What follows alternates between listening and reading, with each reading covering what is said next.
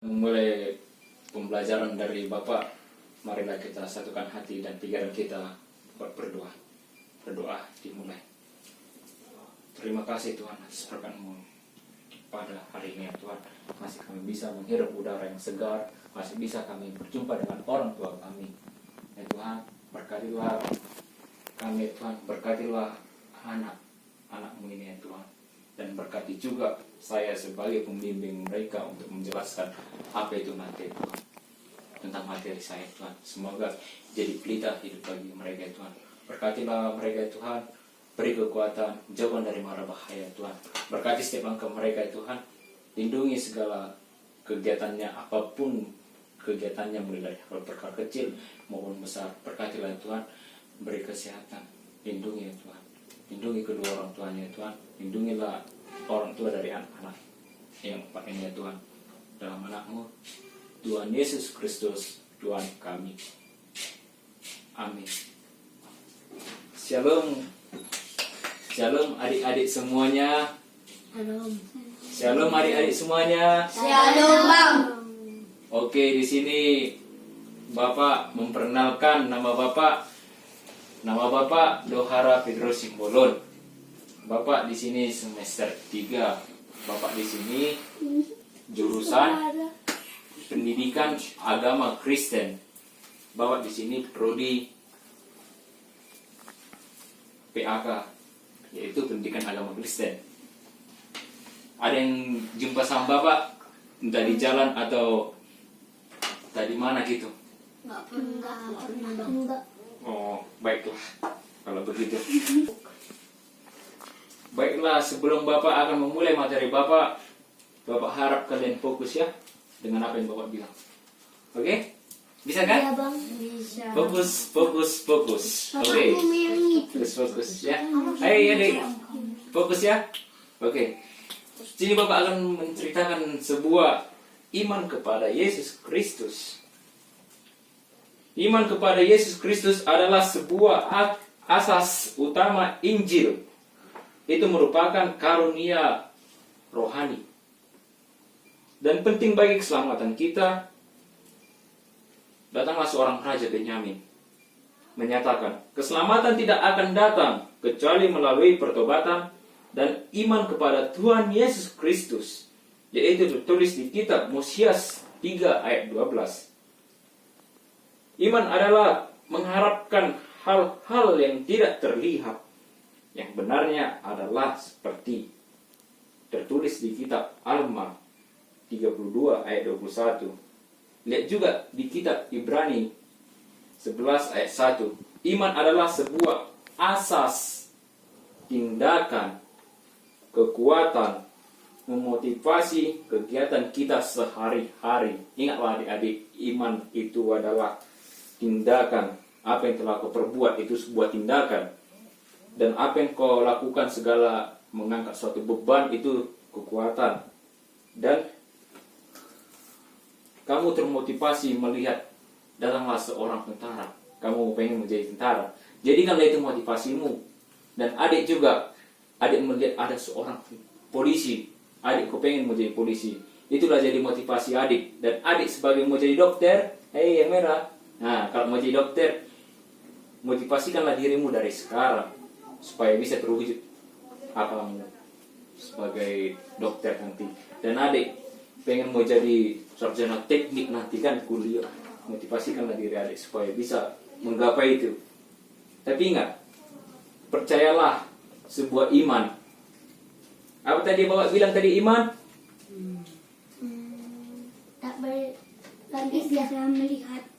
Iya, di sini Bapak akan menjelaskannya. Bapak ulangi sekali lagi ya.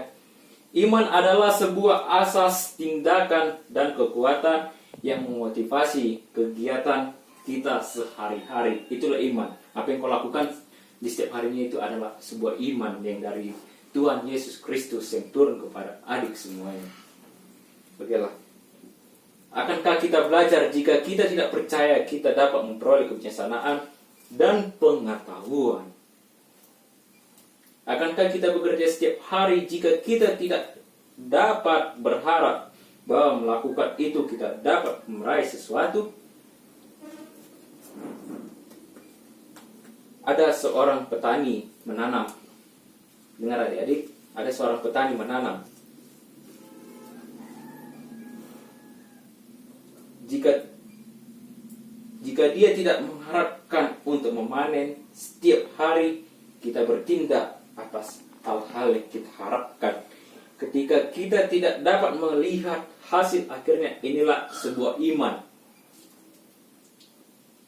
Lihatlah di kitab Ibrani 11 ayat 3. Di situ banyak dituliskan sebuah kisah, tulisan suci menceritakan bagaimana hal-hal yang besar terwujud melalui iman.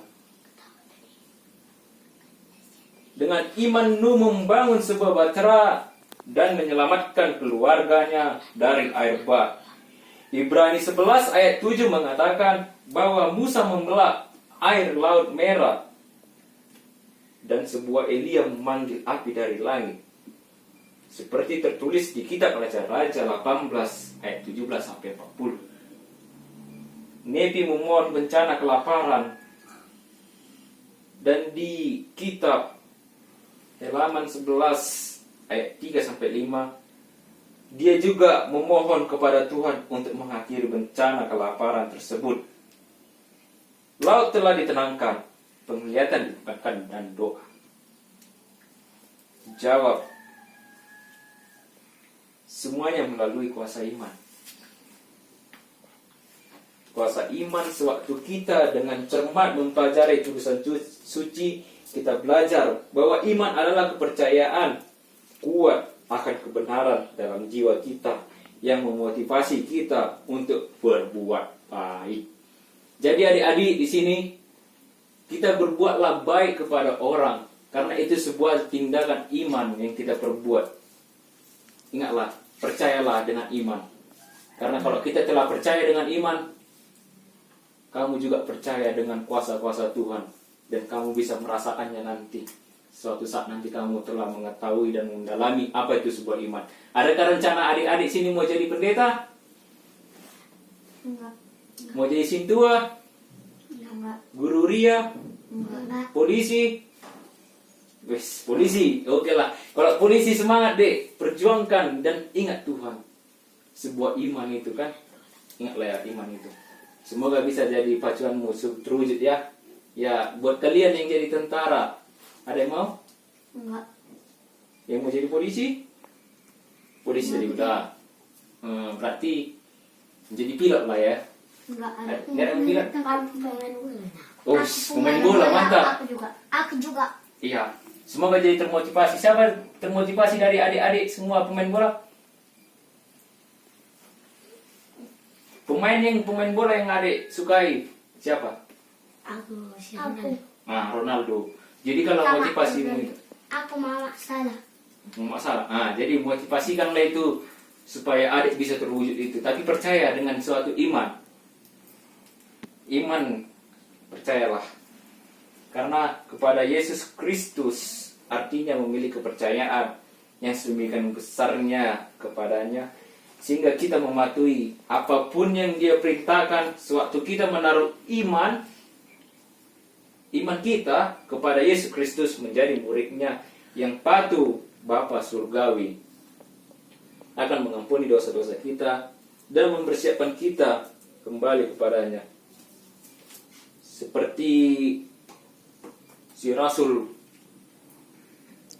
Petrus berkhotbah bahwa di bawah kolong langit ini tidak ada nama lain yang diberitakan kepada manusia yang oleh kita dapat diselamatkan. Tahu seorang Yakub? Tahu adik? Yakub? Oke, Bapak akan menjelaskan sini Yakub. Yakub mengajarkan bahwa manusia haruslah memiliki iman yang sempurna kepada Yang Maha Kudus, Allah Israel, seperti Yesus Kristus. Allah Israel itu seperti Yesus Kristus ya. Nah, atau mereka tidak dapat diselamatkan di dalam kerajaan Allah. Melalui iman kepada juru selamat dan melalui pertobatan, kita menjadikan kurban tebusannya efektif seutuhnya dalam kehidupan kita. Melalui iman kita juga dapat menerima kekuatan untuk mengatasi godaan.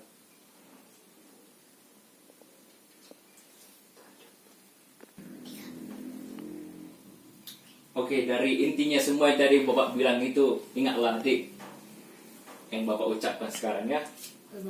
Agar iman kita menuntut pada keselamatan, itu harus dipusatkan kepada Tuhan Yesus Kristus. Kepada siapa tadi? Yesus Kristus. Tuhan Yesus Kristus itu sebagai keselamatan kita ya, dan buat adik-adik. Bukan untuk abang aja keselamatan itu dari Yesus Kristus, buat adik-adik juga keselamatan itu bagi Yesus Kristus. Oke? Jadi harus dipusatkan kepada Tuhan Yesus Kristus. Untuk memiliki iman kepada Yesus Kristus berarti harus mempercayai Dia dan mematuhi perintah-perintahnya. Dan di sini yang paling garis besarnya, iman adalah lebih dari sekadar kepercayaan pasif. Kita mengungkapkan iman kita melalui tindakan dengan cara kita hidup. Shalom, itulah dari Bapak. Mari kita bersatu berdoa. Terima kasih Tuhan, kami telah mendengarkan sebagian apa itu sebuah iman yang kami tadi jelaskan ya Bapak. Semoga jadi motivasi buat kami ke depannya Tuhan, dan makin percaya sebuah apa yang telah kami tidak lihat maupun percaya Tuhan. Tuhan berkatilah kami Tuhan. Sebentar lagi kami akan pulang ya Tuhan dari rumah-Mu ya Tuhan.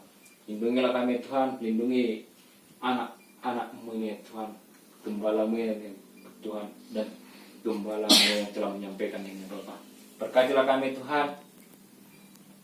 Jauhkan kami dari penyakit ya Tuhan, yaitu COVID-19.